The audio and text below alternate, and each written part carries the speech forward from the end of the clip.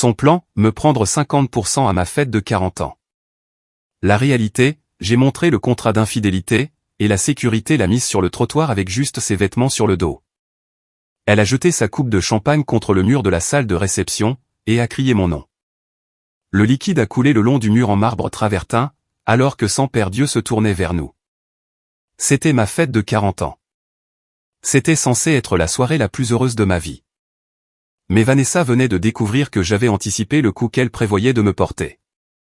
Qu'à présent, au lieu de m'humilier devant tous mes associés et amis comme elle l'avait prévu, c'était elle qui se faisait escorter hors de la salle par les agents de sécurité, avec ses valises qui l'attendaient déjà sur le trottoir. Ce qu'elle ignorait, c'est que j'avais découvert son plan 3 semaines plus tôt. Et quand vous passez votre vie professionnelle à sauver des entreprises en faillite, et à identifier des fraudes, vous développez un flair pour les mensonges. Et Vanessa. Vanessa était une fraude ambulante, que je n'avais simplement pas vue car j'étais trop amoureux. Si vous n'acceptez pas la déloyauté, et que vous croyez que la roue tourne, cliquez sur « J'aime » maintenant pour renforcer notre communauté. Je m'appelle Roberto, j'ai 40 ans, je suis gestionnaire de crise et de redressement judiciaire. Quand une entreprise coule, quand les créanciers frappent à la porte, quand le conseil d'administration ne sait plus quoi faire, il m'appelle. Je suis le type qui entre, analyse le gouffre financier, coupe dans le gras, vire ceux qui doivent être virés, et sauve ce qui peut encore l'être. Je ne suis pas gentil, je ne suis pas populaire, mais je suis efficace. Et quand je regarde les chiffres, je vois la vérité, celle que personne d'autre ne veut voir. J'ai rencontré Vanessa il y a 5 ans. J'étais à un événement de networking à l'hôtel Unique, à Sao Paulo. Elle était magnifique, portant une robe bleu marine qui s'accordait avec ses yeux. Je travaille dans le marketing digital, m'a-t-elle dit. Elle avait une petite agence, mais prometteuse. Nous avons discuté toute la nuit. Elle riait de mes mauvaises blagues sur les bilans comptables. J'étais hypnotisé par sa façon de gesticuler quand elle parlait, animée, pleine de vie. Je l'ai épousée 1 an plus tard, en novembre, lors d'une cérémonie sur la plage à Buzio. Lune de miel aux Maldives. Nous sommes rentrés, et avons acheté une maison dans une résidence fermée à Alphaville. Contrat de séparation de biens, sur l'insistance de mon avocat. Vanessa a été un peu offensée à l'époque, mais elle a signé. Je t'aime pour ce que tu es, pas pour ce que tu as, m'a-t-elle dit, avec ses yeux brillants de larmes. Mensonge. Les 2 premières années, tout semblait parfait. Elle s'occupait de la maison, décorait chaque pièce avec ce goût raffiné qu'elle avait. Elle postait des photos sur Instagram de notre style de vie. Couple Goal, écrivait ses abonnés. Elle avait presque 50,000 followers. Elle passait son temps à faire des placements de produits, bien que je n'ai jamais vu d'argent réel entrer grâce à cette fameuse agence de marketing. Je travaillais beaucoup. Je me levais à 5h30 du matin, je rentrais à 21h. Certains jours, je ne voyais même pas la lumière du soleil, mais je construisais mon empire. Mon cabinet de conseil explosait. De grands groupes m'engageaient. Un chiffre d'affaires annuel à 7 chiffres. Et je pensais faire tout cela pour nous, pour notre future famille, pour les enfants que nous aurions. Sauf que Vanessa ne voulait pas d'enfants. Elle trouvait toujours une excuse, ce n'est pas le bon moment, je dois me concentrer sur ma carrière, mon corps n'est pas encore prêt. Et moi, idiot, j'acceptais. Je respectais son temps, après tout, c'était son corps, sa décision. Le changement a commencé il y a environ 8 mois. De petites choses. Elle a commencé à sortir davantage. Salle de sport le matin, déjeuner avec les copines, happy hours le jeudi. Elle rentrait à 23h, sentant le gin tonic et un nouveau parfum, un parfum plus cher, plus sophistiqué. Quand je posais des questions, elle disait que ses amis traversaient des moments difficiles, qu'elle devait être présente. Et je la croyais, parce que c'est ce que font les hommes idiots comme moi. Nous croyons en les personnes que nous aimons, jusqu'au moment où nous ne pouvons plus croire. Il y a 3 mois, je clôturais un gros contrat, une chaîne de vente au détail dont le chiffre d'affaires était en chute libre. Négociations difficiles, réunions interminables. Un de ces soirs-là, je suis rentré plus tôt, vers 20h. Sa voiture n'était pas dans le garage. J'ai trouvé ça étrange, mais je n'y ai pas accordé trop d'importance. Je suis allé prendre une douche. En sortant, j'ai vu son ordinateur portable ouvert sur le lit. Elle le laissait toujours ouvert. Jamais de mot de passe, elle ne s'en est jamais souciée. Après tout, elle n'avait rien à cacher, n'est-ce pas? Faux. L'écran affichait une conversation WhatsApp web, et le nom en haut de la fenêtre n'était celui d'aucune amie. C'était Fabri. Mon estomac s'est noué avant même que je ne lise quoi que ce soit. Cet emoji cœur disait déjà tout, mais j'ai lu quand même. J'ai lu chaque message. Chaque « tu me manques ». Chaque « hier », c'était incroyable. Chaque photo qu'ils s'échangeaient, des photos d'elle, des photos de lui, des photos de deux. Et il y avait plus. Il y avait des messages sur moi. Sur le fait que j'étais trop froid, trop concentré sur le travail, sans vie. Sur le fait qu'elle méritait mieux. Sur le fait qu'ils attendaient juste le « bon moment ». Le bon moment pourquoi? J'ai continué à faire défiler. Je suis remonté de plusieurs mois dans la conversation, et c'est là que j'ai trouvé, mon avocat a dit que le meilleur moment, c'est à sa fête, devant tout le monde. Comme ça, il sera trop gêné pour réagir. Et avec l'histoire de l'abus psychologique qu'on a monté, j'obtiens au minimum 50% de tout pour la pension. Abus psychologique.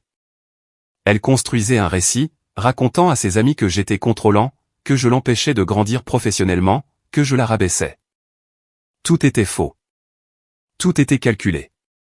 Et ce fameux Fabricio? Fabricio était un coach en investissement, de ceux qui postent des photos à côté de voitures de location et promettent de vous apprendre à devenir riche en 90 jours. Une ordure de première catégorie. Et il l'aidait à planifier comment me détruire financièrement. Je n'ai pas pleuré, je n'ai pas crié, je n'ai rien cassé. Je me suis simplement assis sur le lit, et j'ai réfléchi. Parce que c'est ce que je fais, j'analyse des situations de crise, et je trouve des solutions.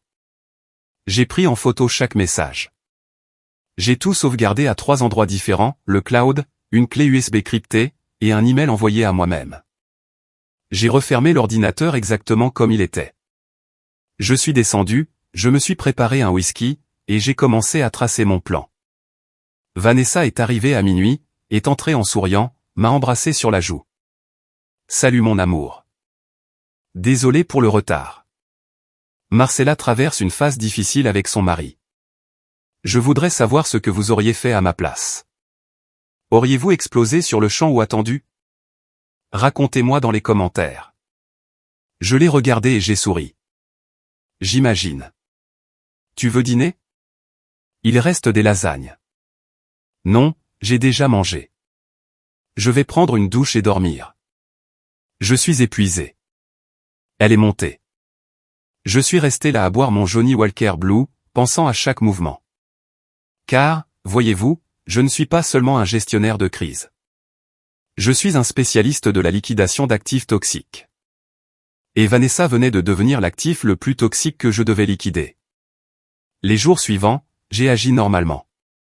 Cordial, attentionné. Je demandais comment s'était passée sa journée, je lui offrais des fleurs le week-end. J'étais le mari parfait. Pendant ce temps, en coulisses, je montais mon opération.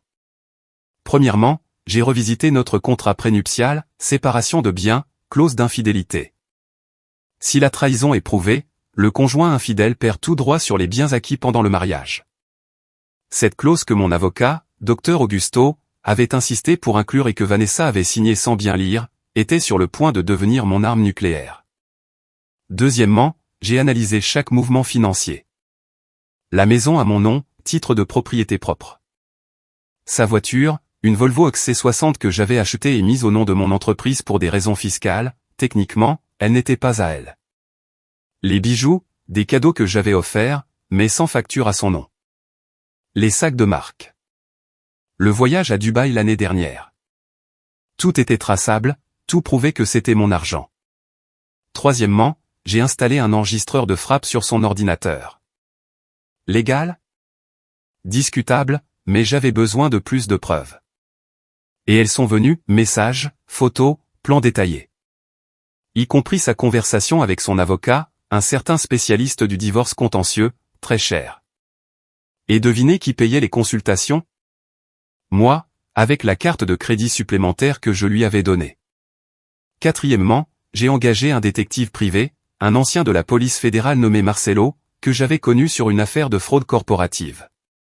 Il a tout documenté, date, horaire, lieu, le motel à Pinero, l'appartement de Fabricio à Moma, les sorties le jeudi après-midi, toujours de 14h à 17h, quand j'étais en réunion.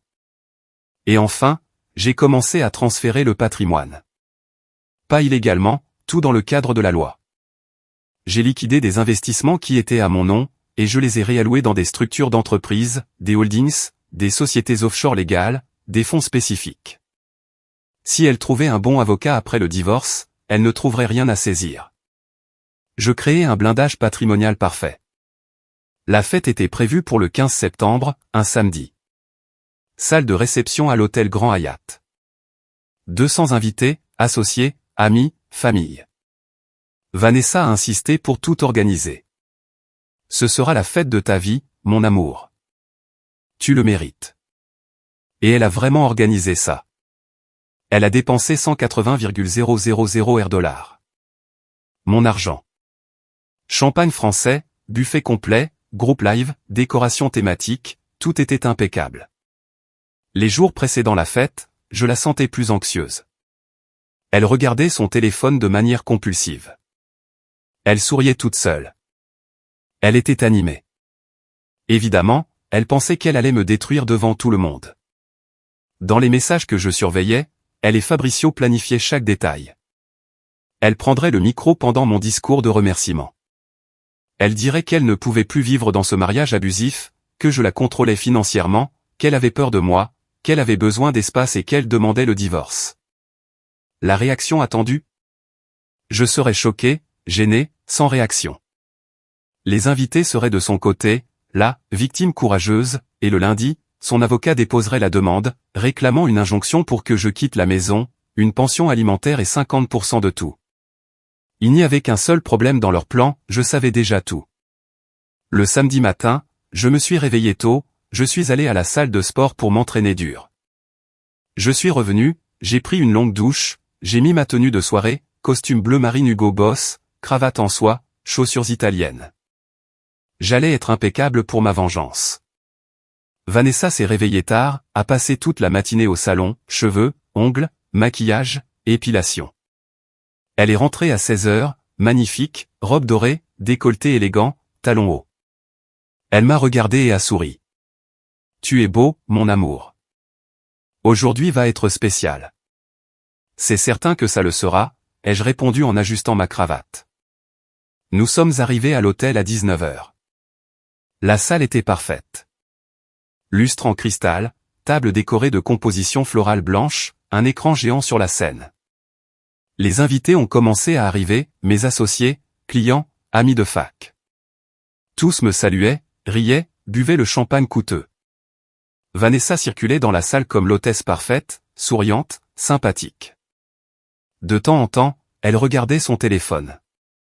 Elle coordonnait quelque chose avec quelqu'un, probablement avec son avocat ou avec Fabricio, qui avait l'audace de se trouver dans les environs, attendant le moment d'apparaître comme le « nouvel homme » de sa vie après le divorce.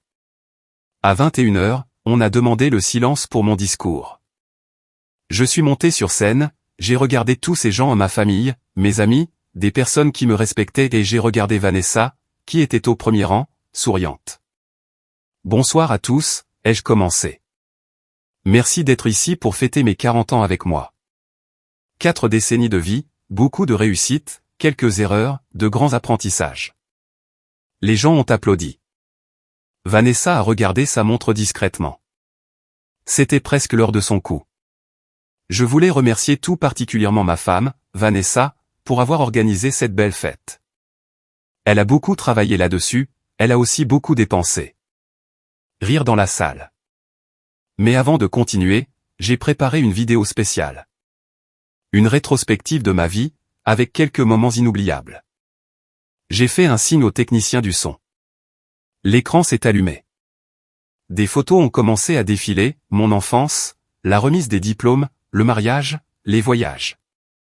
Des photos normales. Vanessa s'est détendue. Elle pensait que je n'allais rien faire. Mais alors, les photos ont changé. Sur l'écran, une capture d'écran est apparue. Une capture de ses conversations WhatsApp avec Fabricio. Hier, c'était incroyable, mon amour. J'ai hâte que nous soyons ensemble pour de bon. Silence absolu dans la salle. Une autre capture. Mon avocat a dit que si je le fais à sa fête, devant tout le monde, il n'aura pas de réaction. Il acceptera le divorce sans se battre. Vanessa s'est levée de sa chaise. Elle était livide, la bouche ouverte. Elle a essayé de courir vers la scène, mais les agents de sécurité que j'avais engagés spécialement pour ce moment l'ont retenue gentiment. Plus de captures, plus de messages, des photos d'eux ensemble, des photos d'elle en lingerie que je n'avais jamais vues, des photos de lui torse nu. Il est tellement ennuyeux, il ne pense qu'au travail. Toi, tu me fais me sentir vivante. Les gens ont commencé à murmurer. Certaines femmes mettaient la main devant leur bouche, choquées. Les hommes me regardaient, attendant ma réaction. J'ai continué à sourire. Comme vous pouvez le voir, ai-je dit au micro, d'une voix calme, ma chère épouse a un projet parallèle, un investissement émotionnel, avec ce monsieur, Fabricio Mendes, coach en investissement. Bien que, d'après les bilans que j'ai analysés de son entreprise, il n'a pas très bien investi, ni même en lui-même. Mais c'est un autre sujet. Rire nerveux. Le plus intéressant est le plan qu'elle a échafaudé. M'accuser d'abus psychologiques, demander le divorce ici aujourd'hui, devant vous tous, et ensuite me poursuivre pour 50% de mon patrimoine plus une pension à vie. Sa mère pleurait. Son père était debout, essayant de comprendre. Mais vous savez ce qui est drôle? Quand on s'est marié, j'ai insisté pour un contrat prénuptial, séparation de biens et une clause spécifique, en cas d'infidélité prouvée, le conjoint infidèle perd tout droit sur les biens communs. J'ai fait une pause. J'ai bu une gorgée d'eau. Et j'ai des preuves. Beaucoup de preuves. Rapport de détective privé, registre de motel, photos datées, conversations enregistrées. Tout dûment catalogué et protocolé avec mon avocat. J'ai regardé Vanessa droit dans les yeux. Alors, chérie, je vais te faciliter la vie. Tu n'as pas besoin de demander le divorce. J'ai déjà lancé la procédure vendredi. Les papiers ont été déposés. Le procès est en cours. Et, selon la clause contractuelle, tu n'as droit à absolument rien. Elle a essayé de parler, mais aucun son n'est sorti de sa bouche. Il y a encore une chose. La voiture appartient à mon entreprise. Je vais en avoir besoin lundi. La maison, l'acte est à mon nom. Tes affaires ont déjà été emballées par une équipe que j'ai engagée ce matin, et elles t'attendent à la conciergerie de la résidence. Les agents de sécurité ont l'ordre de t'escorter jusque-là, mais pas à l'intérieur. Tu as jusqu'à lundi midi pour récupérer tes affaires. Après cela, ce qui reste ira à la poubelle. Le silence était si profond que je pouvais entendre la climatisation. Quant aux bijoux et aux sacs de marque, ce sont des cadeaux que j'ai offerts, techniquement les miens, mais tu peux les garder. Considère cela comme une indemnité pour ta performance d'épouse dévouée durant ces 5 années. Tu auras besoin de les vendre pour payer ton loyer. Vanessa a commencé à pleurer. Pas ce pleur délicat de feuilleton télévisé, c'était un pleur laid, de désespoir, le mascara qui coule, le nez rouge. Roberto, s'il te plaît, on peut discuter. A-t-elle réussi à dire? Discuter? Tu as eu 5 ans pour discuter avec moi, Vanessa. Tu as préféré discuter avec Fabricio. Maintenant, c'est trop tard. Je me suis tourné vers le public. Je vous présente mes excuses à tous pour avoir dû assister à cela. Je sais que ce n'est pas le genre de fête que vous attendiez, mais j'avais besoin que vous compreniez la vérité avant qu'elle ne répande des mensonges sur moi, sur l'abus, sur le contrôle, sur le fait d'être un mauvais mari. Plusieurs personnes ont hoché la tête. La fête continue. La nourriture est payée. La boisson est à volonté. Profitez-en. Je vais avoir besoin d'un moment. Je suis descendu de la scène. Les agents de sécurité ont escorté Vanessa vers la sortie. Elle criait, pleurait, et essayait de se débattre. Mais c'était inutile. Mon avocat, Dr Augusto, s'est approché. C'était parfait, Roberto. Elle n'a aucune base légale pour quoi que ce soit. Avec ces preuves, la procédure sera rapide. J'ai hoché la tête. Merci. Mes associés sont venus me saluer. Mec, tu as du sang-froid, a dit l'un d'eux. Tu as planifié ça mieux que nos audits.